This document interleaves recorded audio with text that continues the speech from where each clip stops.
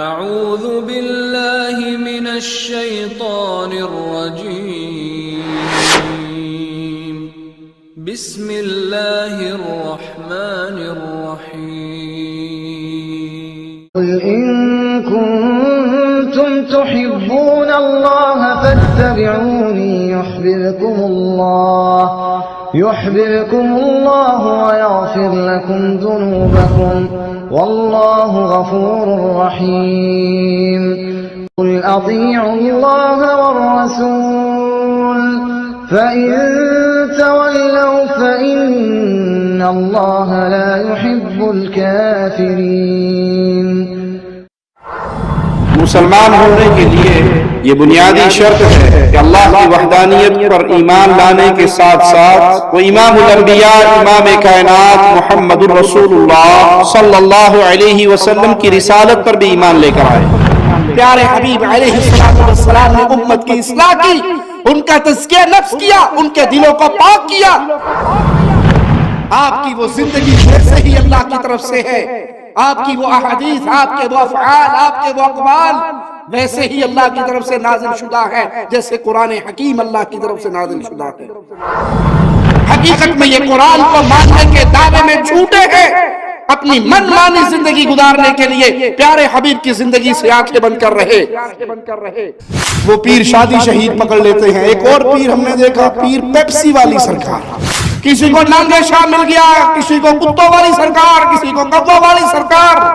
ہم کہتے ہیں ہم نے پیر بھی پکڑا ہے تو کائنات کا سب سے بڑا، اس سے بڑا کوئی مرشد نہیں، اور وہ آمنہ کا لال محمد الرسول اللہ صلی اللہ علیہ وسلم.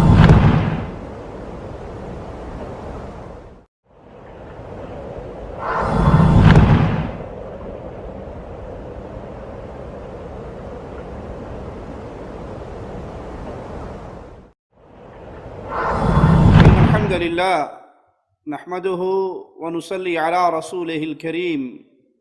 اعوذ باللہ من الشیطان الرجیم. بسم اللہ الرحمن الرحیم. قل هو اللہ احد اللہ الصمد لم یلد ولم یولد ولم یکن له کفوا احد. مسلمان ہونے کے لیے یہ بنیادی شرط ہے کہ اللہ کی وحدانیت پر ایمان لانے کے ساتھ ساتھ وہ امام الانبیاء امام کائنات محمد الرسول اللہ صلی اللہ علیہ وسلم کی رسالت پر بھی ایمان لے کر آئے. اگر ایک شخص لا الہ الا اللہ کو مانتا ہے اور محمد الرسول اللہ صلی اللہ علیہ وسلم کی گواہی نہیں دیتا، یہ وادی ایمان میں داخل نہیں ہوا. کیونکہ ایمانیات کے لیے بنیادی چیز انبیاء پر ایمان لانا، رسولوں پر ایمان لانا، اور خاص طور پہ محمد الرسول اللہ صلی اللہ علیہ وسلم کی رسالت کو تسلیم کرنا. کیونکہ اگر وہ پیارے حبیب کی رسالت کو نہیں مانے گا تو وہ عقائد کہاں سے لے گا، وہ اعمال کہاں سے لے گا، وہ دین کو کہاں سے سیکھے گا. دین تو نام ہے جو پیارے حبیب علیہ السلام کی مبارک زبان سے ادا ہو. اگر کوئی شخص پیارے حبیب علیہ السلام کی وہ صفات جو قرآن اور حدیث میں بیان ہوئی اس کا انکار کرتا ہے یا غلط باطل تعویل کرتا ہے تو اس کا یہ عمل اسے وادی کفر میں لے جاتا ہے. منکرین حدیث جن کا نعرہ، جن کا شوشہ صرف یہ ہے کہ ہم نے قرآن حکیم کو ماننا ہے اور احادیث رسول کی ضرورت نہیں، اس سے وہ برات کرتے ہیں. ان کا ایک بہت بڑا نام غلام احمد پرویز، اس کے نزدیک رسالت محمدیہ پر ایمان سے مقصود اس کتاب پہ ایمان لانا ہے جو محمد الرسول اللہ صلی اللہ علیہ وسلم کے ذریعے سے امت کو ملی. پیارے حبیب علیہ السلام کو ماننے کا معنی یہ ہے ان کے نزدیک کہ اس کتاب کو مان لیا جائے جو اللہ کے نبی نے لا کے امت کو دے دی، بس. حالانکہ یہ عقیدہ باطل ہے، یہ تعویل باطل ہے. پیارے حبیب کو ماننا، اس سے مراد یہ ہے کہ آپ کے بیان کردہ ہر فرمان کو مانا جائے، آپ کی دی ہوئی خبروں کو مانا جائے، جس چیز سے آپ نے منع کیا اس سے منع ہو جائیں، جس چیز کے کرنے کا حکم دیا اس کو بجا لائیں. پرویز کی نظر میں رسول اللہ صلی اللہ علیہ وسلم زیادہ سے زیادہ صرف ایک مبلغ کی حیثیت سے تشریف لائے، قرآن پاک کو امت کے حوالے کیا اور دنیا سے یہ تشریف لے گئے۔ یہ ان کا منکرین حدیث کا ایک نقطہ نظر ہے کہ اللہ کے نبی صلی اللہ علیہ وسلم کی حیثیت صرف اتنی ہے کہ وہ قرآن پاک لائے، امت کو دے گئے اور یہ دنیا چھوڑ کے اللہ کی جنتوں کی طرف روانہ ہو گئے۔ تو ہم سوال کرتے ہیں، اگر آپ کا یہ نظریہ ٹھیک ہے تو ہمارے سوال کا جواب دیجئے کہ رسول اللہ صلی اللہ علیہ وسلم کی ساری زندگی جو اسوہ حسنہ ہے، جس کو قرآن حکیم میں اسوہ حسنہ قرار دیا گیا ہے، وہ کہاں گئی؟ اگر آپ کا مقصد صرف قرآن حکیم کو لا کر امت کے حوالے کر دینا ہی تھا تو اسوہ حسنہ، آپ کی لائف، آپ کی زندگی، آپ کا طریقہ کار، وہ کہاں گیا؟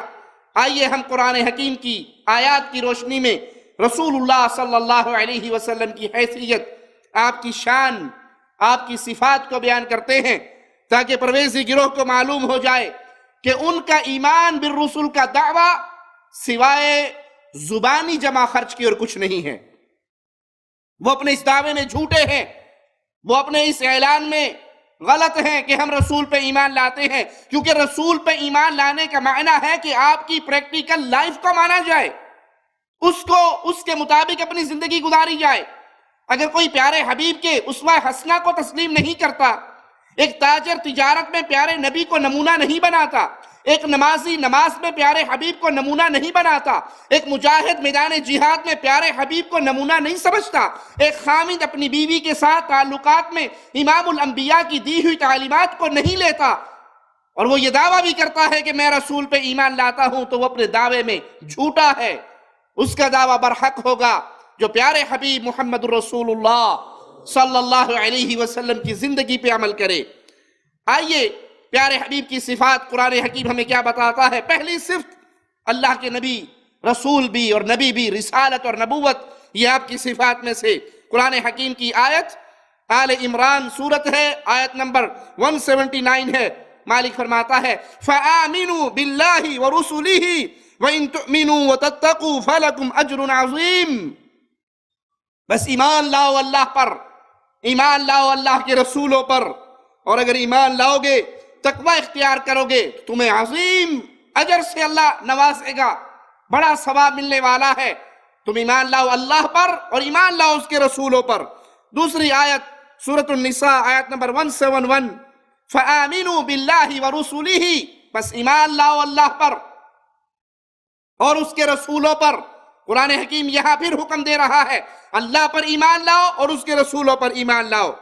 ان آیات مبارکہ میں تمام رسولوں پر ایمان لانے کا حکم دیا گیا، اور رسول اللہ صلی اللہ علیہ وسلم پر ایمان لانے کا قرآن حکیم کی آیت میں خاص حکم ملا۔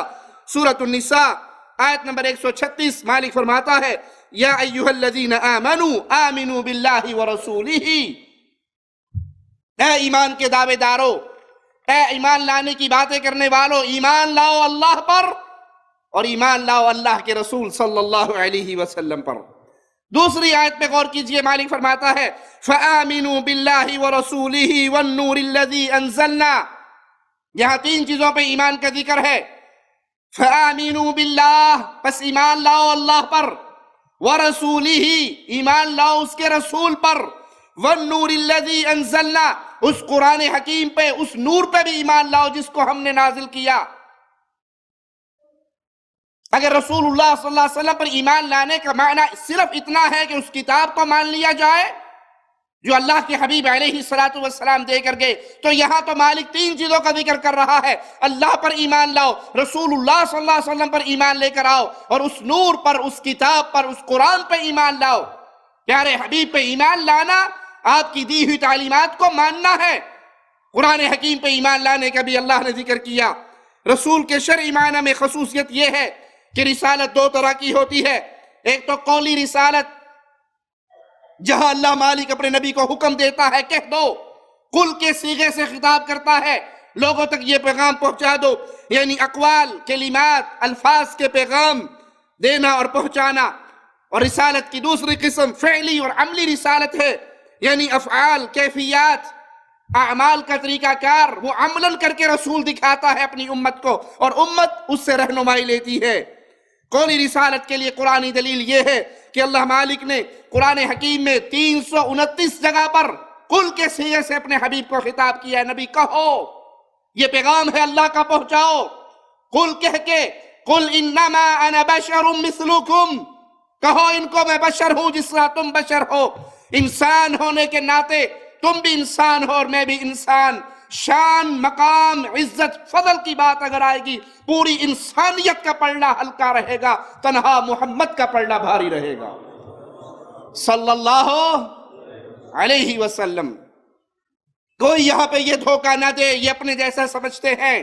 ارے بھائی، اولاد آدم ہونے میں ہمارے جیسے، انسان ہونے میں ہمارے جیسے، انسانیت میں سے، بنی نوع انسان میں سے، لیکن شان میں کوئی انسان ان کے برابر نہیں، عزت میں کوئی انسان ان کے برابر نہیں، مقام میں کوئی انسان ان کے برابر نہیں، فضل میں کوئی انسان ان کے برابر نہیں۔ پوری انسانیت کا پلڑا ہلکا ہے، تنہا فاطمہ کے بابا کا پلڑا بھاری ہے صلی اللہ علیہ وسلم۔ اس سے معلوم ہوا کہ رسول اللہ صلی اللہ علیہ وسلم کی قولی احادیث، جو آپ نے احکامات جاری فرمائے، جو آپ نے ارشادات جاری فرمائے، وہ احکامات بھی اللہ کی طرف سے منزل من اللہ ہے، اللہ کی طرف سے اتارے ہوئے ہیں، اور وہ وحی ہے جس طرح قرآن وحی ہے۔ اسی طرح جب نبی کسی بات کا حکم ارشاد فرمائے، آرڈر جاری فرمائے، قولی حدیث وہ اللہ کی طرف سے وحی ہے۔ قرآن کی تلاوت کی جاتی ہے اور حدیث کی تلاوت نہیں، وہ وحی مطلوع ہے اور یہ غیر مطلوع۔ اگر احادیث رسول صلی اللہ علیہ وسلم کو وحی الہی سے نکال دیا جائے، الگ کر دیا جائے، تو پھر جس طرح کے پرویزیت کا فرقہ ہے اور ان کے نظریات ہیں، تو اس سے یہ لازم آئے گا کہ رسول اللہ صلی اللہ علیہ وسلم جب یہ احادیث ارشاد فرما رہے تھے، اس وقت ان کو رسالت کا منصب ان سے چھین لیا گیا تھا، بحیثیت رسول ارشاد نہیں فرمائے، اس وقت وہ رسول نہیں تھے، رسالت ان کو نہیں ملی ہوئی تھی۔ جب انہوں نے احادیث جاری فرمائی، جب قرآن پڑھ کے ہمیں سنایا، اسی محمد علیہ السلام کی زبان سے نکلی ہوئی آیت کو جب آیت کہا گیا تو ہم نے تسلیم کیا، یہ اللہ کی طرف سے وحی ہے۔ جب انہوں نے ارشادات جاری فرمائے، اگر اس کو وحی نہیں مانا جائے گا تو کہنا پڑے گا محمد اس وقت رسول نہیں تھے صلی اللہ علیہ وسلم، نعوذ باللہ من ذالک۔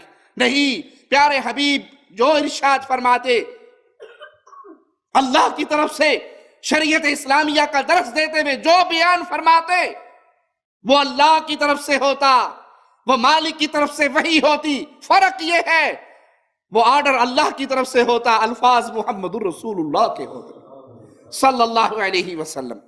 اور فعلی رسالت، عملی طور پہ رسول کا نمونہ اللہ تعالیٰ نے رسولوں کو، اور خصوصاً آخری رسول محمد کریم فداہ ابی و امی صلی اللہ علیہ وسلم کو بہت سے اعمال کے متعلق وحی کی کہ فلاں فلاں عمل کرتے رہو، ان کی پابندی کرتے رہو۔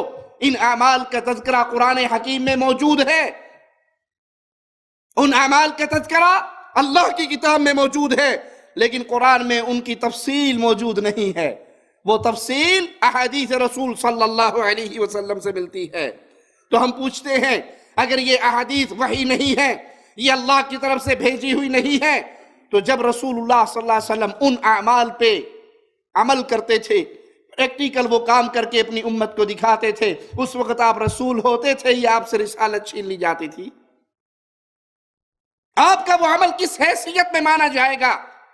اگر آپ کو رسول مانا جائے، آپ کی رسالت پہ ایمان لایا جائے، تو لازم ہے امام الانبیاء جو کر کے دکھا رہے ہیں اس پہ عمل کرنا پڑے گا، اور جو اس کے خلاف چلے گا وہ عمل مردود ہوگا۔ پیارے حبیب محمد الرسول اللہ صلی اللہ علیہ وسلم عید کی نماز پڑھانے کے لیے جا رہے ہیں، ایک گھر سے خون نکلتا ہوا دیکھ رہے ہیں، پوچھتے ہیں یہ خون کیسا ہے؟ وہ صحابی کہتے ہیں یا رسول اللہ صلی اللہ علیہ وسلم، ہم عید پڑھ کے آتے ہیں، پھر قربانی ہوتی ہے، پھر گوشت تیار ہوتا ہے، پھر غریبوں کے گھر پہنچتا ہے، آج میں نے سوچا کیوں نہ قربانی عید کی نماز سے پہلے کر لوں، گوشت تیار کر لوں، اور نماز پڑھ کے آتے سب سے پہلے میری قربانی کا گوشت فقیروں، یتیموں، بیواؤں، مسکینوں کے پیٹ میں جائے۔ سوچ کتنی اعلیٰ ہے، فکر کتنی اچھی ہے۔ پر یہ محمد صلی اللہ علیہ وسلم محمد رسول اللہ ہیں۔ آپ نے فرمایا میرے صحابی تیری قربانی اللہ نے قبول نہیں کی، اگر تو نے قربانی قبول کروانی ہے تو محمد کے راستے پہ چلنا پڑے گا صلی اللہ علیہ وسلم۔ آپ کی حیثیت محمد الرسول اللہ کی ہے، آپ کے اعمال کو ماننا اللہ کی طرف سے وحی اور حکم ہے، آپ وہ عمل کرتے جس کا اللہ آپ کو حکم دیتا۔ ان اعمال کی ڈیٹیل قرآن کے اوراق میں نہیں ہے، خالی ہے قرآن کے اوراق، وہ تفصیل ملتی ہے تو محمد کریم کی پیاری احادیث میں ملتی ہے صلی اللہ علیہ وسلم۔ آئیے آیات قرآنی اس سلسلے میں سنتے ہیں۔ وَلَقَدْ بَعَثْنَا فِي كُلِّ أُمَّةٍ رَسُولًا، مالک فرماتا ہے ہم نے ہر امت میں رسول بھیجے، ان اعبدوا اللہ، وہ پیغام لے کر گئے لوگوں اللہ کی عبادت کرنا، واجتنبوا الطاغوت، طاغوت کا انکار کرنا۔ یہ قرآن کی آیت ہے، اللہ اپنے نبی کو حکم دے رہا ہے اللہ کی عبادت کرو، اپنی قوم کو پیغام دو۔ اس عبادت کی تفصیل احادیث رسول میں موجود ہے۔ واجتنبوا الطاغوت، طاغوت کا انکار کرنا۔ اس آیت پہ عمل اسی وقت ہوگا جب احادیث رسول اللہ کو حجت مانا جائے گا۔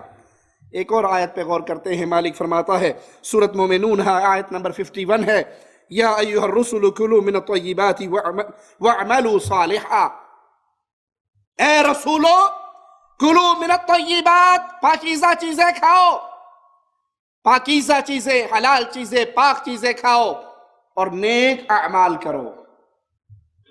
اب وہ پاکیزہ چیزوں کی ڈیٹیل ہمیں کہاں سے ملے گی؟ حدیث رسول صلی اللہ علیہ وسلم سے۔ نیک اعمال کرو، وہ نیک اعمال کی ڈیٹیل ہمیں کہاں سے ملے گی؟ حدیث رسول صلی اللہ علیہ وسلم سے۔ سبحان اللہ، ان لوگوں کی عقلیں کہاں چلی گئی، ان کا شعور کہاں دفن ہو گیا، جو رسول اللہ کو ماننے کا دعویٰ کرتے ہیں صلی اللہ علیہ وسلم، اور آپ کی احادیث اور آپ کی پریکٹیکل لائف، آپ کی پوری زندگی اس کو ایک سائڈ پہ کر دیتے ہیں۔ حقیقت میں یہ قرآن کو ماننے کے دعوے میں جھوٹے ہیں، اپنی من مانی زندگی گزارنے کے لیے پیارے حبیب کی زندگی سے آنکھیں بند کر رہے۔ مالک فرماتا ہے ایک اور آیت پہ غور کیجئے، انما امرت ان اعبد رب هذه البلدہ، مجھے حکم دیا گیا ہے، اللہ کی طرف سے آرڈر ہے، رسول اپنی قوم کو پیغام دے رہے ہیں، مجھے اللہ کی طرف سے حکم ہے میں اس پاکیزہ بستی کے رب کی عبادت کروں، پاک شہر کے رب کی عبادت کروں۔ اس عبادت کا طریقہ کار کہاں ملے گا، اس کی ڈیٹیل کہاں ملے گی؟ نماز کی ہی عبادت اگر لی جائے، نماز کتنے دن میں کتنی بار پڑھنی ہے، اس کے اوقات کیا ہیں، اس کی تفاصیل کیا ہے، اس کا طریقہ کار کیا ہے، وہ لینا ہے تو محمد کریم صلی اللہ علیہ وسلم کی احادیث کو ماننا پڑے گا۔ مالک ایک اور فرمان سنتے ہیں، یا ایھا الرسول بلغ ما انزل الیک من ربک، اے نبی پہنچا دیجئے، تبلیغ کر دیجئے، وضاحت کر دیجئے، پیغام دے دیجئے، کس چیز کا؟ جو اللہ نے آپ کے اوپر نازل فرمایا ہے۔ اگر اس سے مراد صرف قرآن حکیم ہے وہ تو پہنچ گیا، وہ تو آیات پڑھ کے سنا دی گئی، صحابہ نے لکھ لی، اپنے سینوں میں محفوظ کر لی، لیکن کیا کچھ اور بھی ہے جو اللہ کی طرف سے نازل ہوا ہے اور جس کو پہنچانے کا اللہ حکم دے رہا ہے؟ آپ کی پوری زندگی، آپ کے ارشادات، آپ کے افعال جو دین اسلام کی وضاحت میں بیان ہوئے، وہ اللہ کی طرف سے بھیجا ہوا پیغام ہے جس کو اللہ کے نبی علیہ السلام نے اپنی زندگی میں کر کے دکھایا۔ مالک فرماتا ہے وَاتَّبِعْ مَا يُوحَىٰ إِلَيْكَ مِن رَبِّكَ، پیروی کیجئے اس چیز کی جو اللہ نے آپ پر وحی کی ہے، پیروی کیجئے اس چیز کی جو اللہ نے آپ پہ وحی کی ہے۔ نبی کریم صلی اللہ علیہ وسلم تجارت کے عملی اصولوں کو سکھا رہے، امت کو